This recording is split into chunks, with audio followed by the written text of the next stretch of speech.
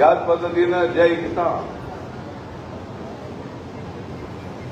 हा जो किसान आहे या किसानाला मजबूत करणं अत्यंत आवश्यक आहे. धान्य पिकवणारा जो शेतकरी आहे, महिला शेतकरी आहे, त्यांना न्याय देणं अत्यंत आवश्यक आहे. आणि ज्याला आपण न्याय देऊ शकलो नाही तर मग आपल्याला न्याय मिळणार कसा? त्यामुळं सर्व शेतकऱ्यांना न्याय देण्यासाठी आमचं भारत सरकार, नरेंद्र मोदींचं सरकार हे सातत्यानं प्रयत्न करत आहे. आजच्या कार्यक्रमाचे अध्यक्ष प्रदीप गायकवाड हे सध्या या ठिकाणी आपले कृषी शास्त्रज्ञ डॉक्टर बाळासाहेब कांबळे, तुमचं नाव आहे कांबळे, आम्ही सगळे आहोत. माझ्या पक्षाचा रंग निळा आहे, म्हणजे आमच्या पक्षाचा जो फ्लॅग आहे त्याचा रंग निळा आहे. म्हणजे परभणीच्या कृषी केंद्रामध्ये आपण शिक्षण घेतलेलं आहे. अनेक वेळेला परभणीला काही कार्यक्रमाच्या निमित्तानं गेल्यानंतर त्या कृषी विद्यापीठाला आपण भेट दिली आहे. अशा पद्धतीची जे विद्यापीठ आहे ते अनेक विद्यापीठ आहे. पुण्यामध्ये विद्यापीठ आहे, यावरील विद्यापीठ आहे. कृषी क्षेत्रामध्ये अत्यंत चांगली प्रगती करण्यासाठी भारत सरकारचा प्रयत्न आहे. गावागावाचा जो शेतकरी आहे त्या शेतकऱ्याला जर न्याय द्यायचा असेल तर त्याची नॉन इरिगेटेड शेती इरिगेटेड झाली पाहिजे. बाबासाहेब आंबेडकर हे वॉटर रिसोर्सेस मंत्री असताना, जलमंत्री असताना त्यांनी नद्या जोडण्याचा कार्यक्रम त्यांनी सांगितलं होतं. पूर आला तर त्याला काय कामा नाही, शेतीचं होता कामा नाही. त्यासाठी पूर येतो असं वाटलं की ताबडतोब ते पाणी दुसऱ्या नदीकडे वळवलंय आणि ते पाणी दुसऱ्या नदीकडे गेलं की ज्या ठिकाणी कमी पाऊस पडतो त्या ठिकाणी ते पाणी गेलं की तिथं पाऊस पडत नाही, त्यांना त्याचा फायदा होतो. आणि पुरामुळे जो धोका आहे तो धोका सुद्धा दूर होतो. बाबासाहेब आंबेडकरांनी वेस्ट बेंगॉल, बिहार, झारखंडच्या बॉर्डरवर 7 डॅम त्या काळात बांधलेले आहेत. आणि बाबासाहेब आंबेडकर दलितांच्या मुक्तीचा लढा तर लढत होतेच होते. पण बाबासाहेब आंबेडकरांनी देशाच्या विकासाचा विचार केला होता. या देशातल्या प्रत्येक माणसाला न्याय द्यायचा असेल तर आपल्याला अशा पद्धतीचे मोठे डॅम उभे केले पाहिजेत, नदी अडवल्या पाहिजे. नदी अडवून त्या ठिकाणी डॅम तयार झाला की त्या डॅमचं पाणी पिण्यासाठी पाणी असेल, जनावरांना पाणी असेल, शेतीला पाणी असेल. एवढंच नव्हे तर त्या पाण्याच्या माध्यमातून विद्युत हे सुद्धा कल्पना बाबासाहेब आंबेडकरांनी त्या काळात मांडली होती.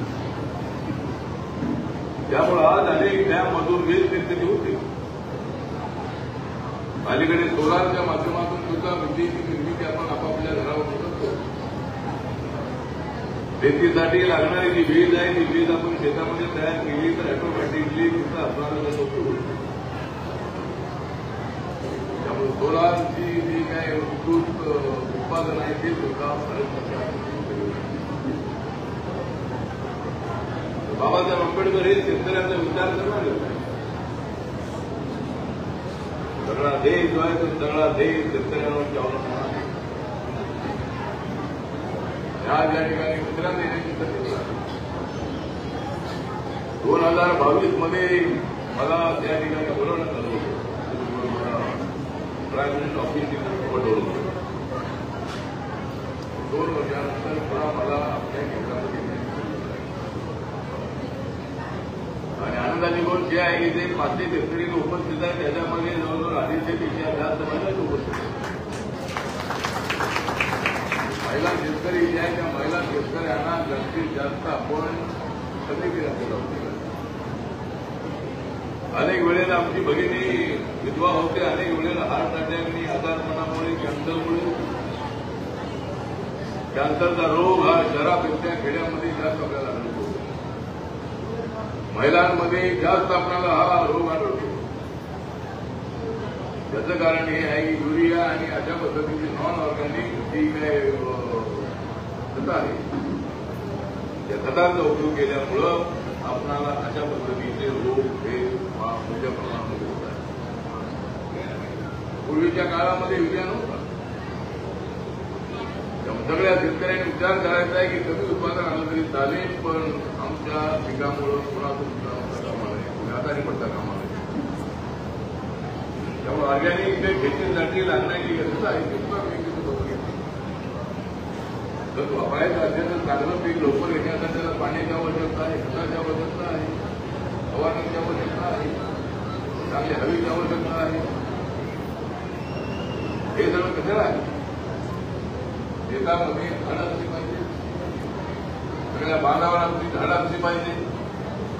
शेतामध्ये हॉर्टिकल्चर असेल तर ती झाडं त्या ठिकाणी असतात. आंब्याची जर झाडं असतील किंवा डाळिंबची असतील, केळीची असतील, बोराची असतील, लिंबूची असतील, अशा पद्धतीचं झाडं जी आहेत ती झाडं हॉर्टिकल्चरमध्ये आपण लावली पाहिजे.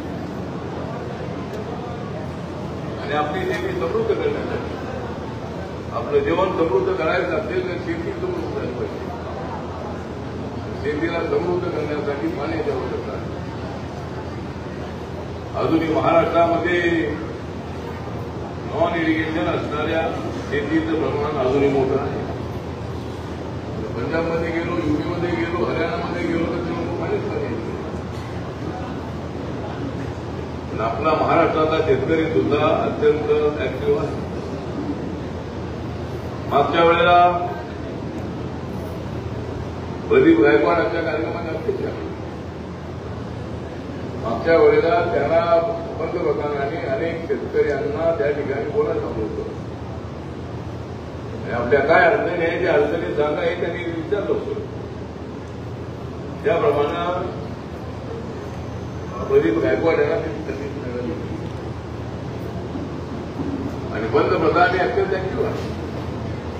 सगळ्या शेतकऱ्यांशी संवाद करण्यामध्ये त्यांना फार मोठा आनंद मिळतो.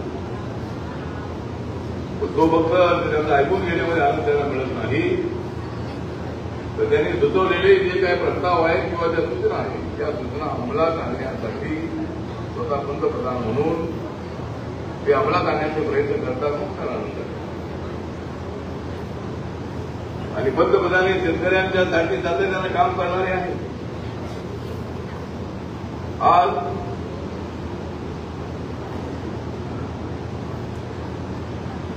जवळजवळ 11 कोटी शेतकऱ्यांच्या खात्यामध्ये 2,000 रुपये जाणार आहे.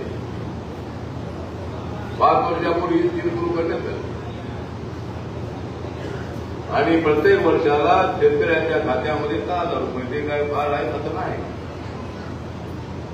तरी एवढ्या शेतकऱ्यांना 3,56,000 कोटी रुपये आतापर्यंत देण्यात आले. भारताचं जे बजेट आहे ते बजेट एवढं 50,62,000 कोटीचं बजेट आहे. अशी कृषी केंद्र अजूनही उभी राहण्याच्या आवश्यक आहे. शेळ्या मेंढ्यांचा सुद्धा आपण जो प्रयोग आपल्या शेतामध्ये करण्यात येणं आवश्यक आहे. आता एखादा आमच्या तिथे आले होते शेतकरी आले होते कोण उपाय आहे.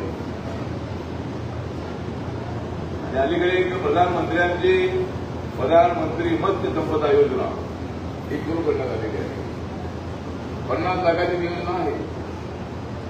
अर्ध्या एकरामध्ये 5 टँक टाकायचे आणि त्या 5 टँकमध्ये मासे तयार करायचे, मासे वाढवायचे आणि त्या 50 लाखामध्ये 30 लाखाची सबसिडी आहे आणि एका वर्षाला 11 ते 12 लाख रुपये त्याच्यामध्ये फायदा होतो. मासे विकायला घेऊन जाण्याची आवश्यकता नाही आहे. जर आपल्याला गावात विकायला असेल तर घेऊन जाऊ शकतो. पण त्या ठिकाणी मासे घेणारे व्यापारी त्या ठिकाणी येतात आणि ते मासे घेऊन जातात. आपल्याला सांगून ठेवा शकता नाही. पण त्याच्यामध्ये मोठा मासा छोट्या माशाला खातो. मोठा शेतकरी काय छोट्या शेतकऱ्याला काय त्याला परंतु मोठा मासा जो असतो तो मोठा मासा छोट्या माशाला खात नाही. त्यामुळे छोट्या माशाने एकत्र येऊन त्या सगळ्या माणसांचा मुकाबला केला पाहिजे, पण आपल्याकडे त्याचा मुकाबला करण्याची आवश्यकता नाही. जो बडा माता झालाय त्या माताला बाहेर काढायचं. माताच्या याच्यामध्ये अशी पद्धती आहे. जातीय योजना आपण चालू करा, एका महिन्याला 80-90,000 रुपये, 1 लाख रुपये सगळा खर्च जाऊन चालू देतात. एका एकरामध्ये आपण 10 टँक टाकले तर त्यामध्ये महिन्याला 1,80,000 ते 2 लाख रुपये आपल्याला फायदा मिळतो. त्याचा बहिणी सुद्धा विचार करण्याचा आवश्यक आहे. त्याला काय करतो, मासे द्यावे त्यामध्ये टाकायचे, खायला टाकायचं, बाकी दुसरा हिरतदाय दूध उत्पादन जे आहे ते दूध उत्पादन, डेअरी डेव्हलपमेंट डिपार्टमेंट आहे, त्याच्यामध्ये अनेक फॅसिलिटीज आहे, सबसिडी आहे. त्या सुद्धा 10 बकऱ्या किंवा आपल्या 10 गाई किंवा म्हैशी 10 असतील, 20 असतील, 50 असतील, 100 असतील, 200 असतील, खर्च नाही. खर्च घेण्याशिवाय काही करत नाही. त्यामुळे 100 म्हैशी जर आपण ठेवल्या तर महिन्याला 4-5 लाखाचं उत्पादन आपल्याला मिळू शकते. दुधामध्ये आपल्याला त्याचं प्रॉडक्ट आहे, आपण त्याचं दही आहे, घी आहे किंवा इतर श्रीखंड आहे, त्याच्यातून निर्माण करण्यासाठी आपल्याला प्रयत्न करता येतो.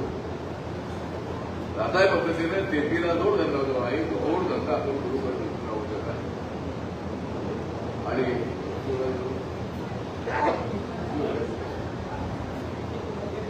तर अशा पद्धतीनं अनेक जोडधंदे आहेत. जोडधंदे सुद्धा आपण शेतीमध्ये सुरू करण्याची आवश्यक आहे. या कृषी केंद्रामध्ये जवळजवळ 65 एकर जागा आहे. किती जागा आहे? 65 एकर जागा आहे. लाईट गेली काय? नाही, लाईट गेली तरी मी लोक जाणार नाही तुला.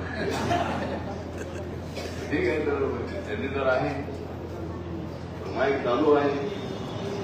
त्यामुळे आपण शेतीला जोडधंदा म्हणून आपल्याला काम करण्याचं आवश्यक आहे.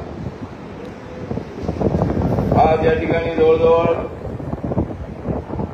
पीएम किसान योजनेचा 19वा हप्ता आहे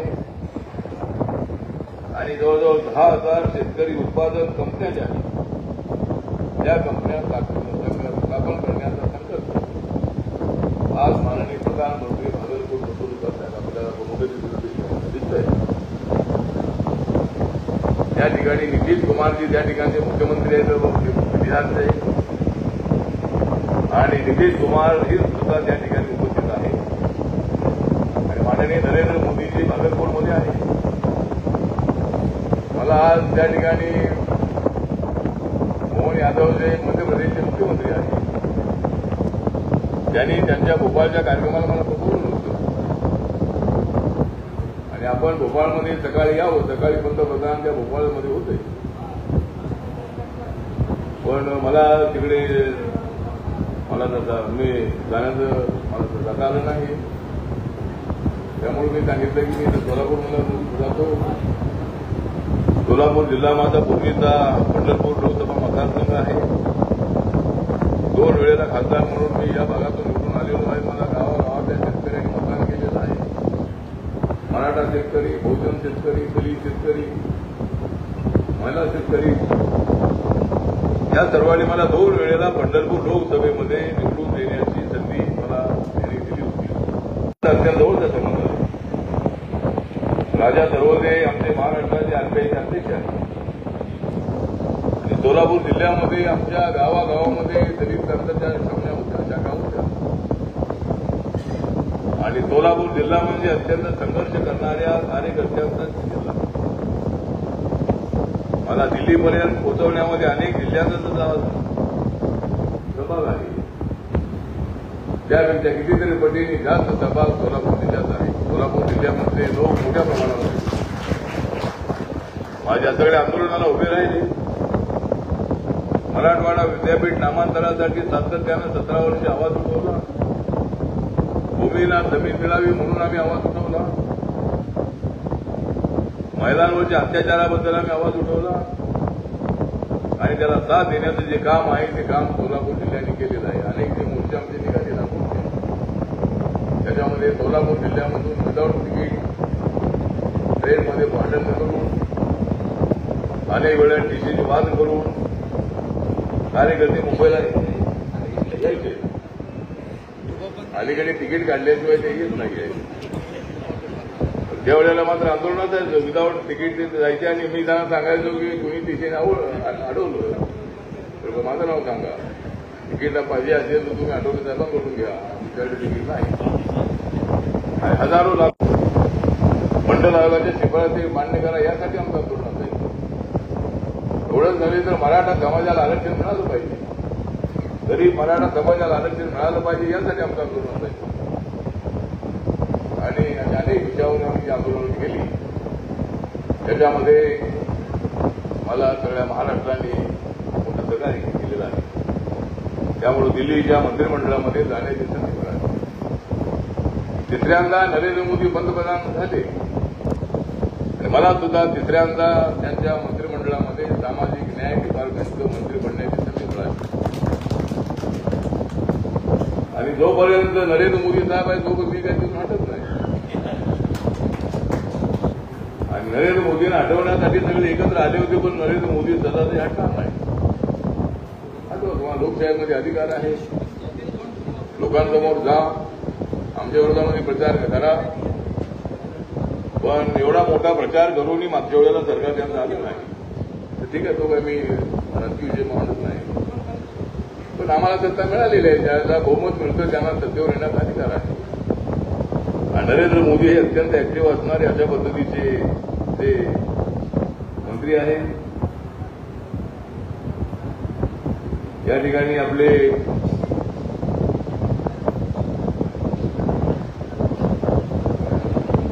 डॉक्टर राजू मराठे हे सुद्धा एका संशोधन केंद्राचे राष्ट्रीय काय दिले ते सुद्धा एका संशोधन केंद्राचे राष्ट्रीय डाळिंब संशोधन केंद्राचे ते संचालक आहे. ते सुद्धा या ठिकाणी आलेले आहे. आणि डाळिंब उत्पादन कसं वाढवायचं, ते कसं गोड लागेल असा प्रयत्न करायचा.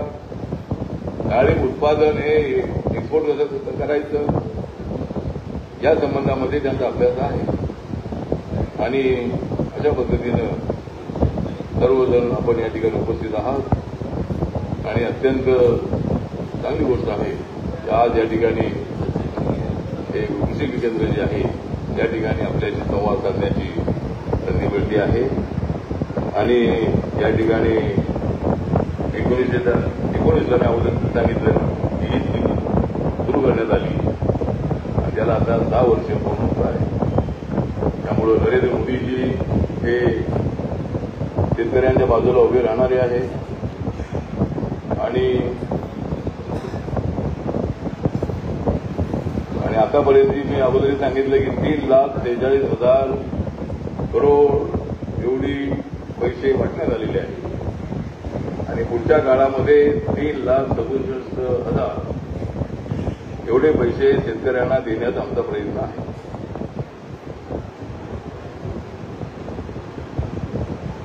आणि याच्यामध्ये जवळजवळ 2,41,000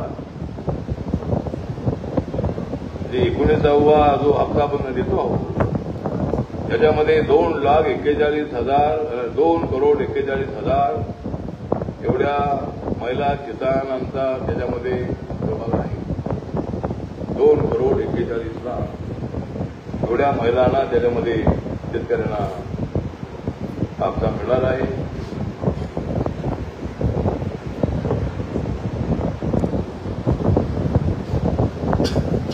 आणि त्यानंतर जवळजवळ 30 लाखापेक्षा जास्त शेतकऱ्यांना त्यांना अनेक योजनांचा फायदा देण्याचा प्रयत्न राहणार आहे. पीएम किसान योजना जी आहे ही सफल होते आहे. आणि आतापर्यंत लाभार्थ्यांची संख्या जी आहे ती मोठ्या प्रमाणामध्ये आहे.